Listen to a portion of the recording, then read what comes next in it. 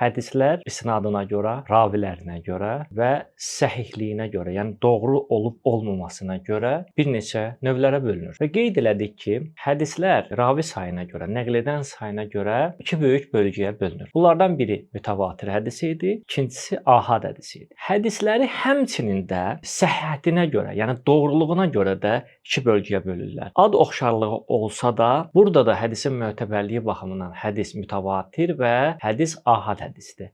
Ahad hədis dediyimiz, yəni tək sayılan hədislər, yəni və yaxud mütəvatirlik dərəcəsinə yetişməyən hədislər həm də səhhətinə görə bölünən hədislərin qismindən sayılır. Bu hədislər Əhl-i-Sünnə nəzərində 3 bölgüdədir. Əhl-i-Sünnəyə görə səhih, həsən və zəif hədislər bu bölgünün daxilindədir. Əhl-i-Beyt məktəbinə görə isə 4 növü var. Qeyd elədik ki, səhih, həsən, zəif və müvəssəq hədis bu bölgünün tərkib hissəsidir. İndi isə bu bölgülərə daha yaxından, daha təfsilatlı şəkildə toxunacağıq ki, bu da vacib və əhəmiyyətli mövzulardan biridir. Mən istəyərəm ki, bu məsələləri qeydlərlə toxunum ki, sizlərin də zehninizdə daha yaxşı qalsın. Həmçinin alim sözlərinə toxunaq, alim sözlərinə görə sözbəsöz oxuyaq, oxuduğumuz zaman onun təhlilini aparaq.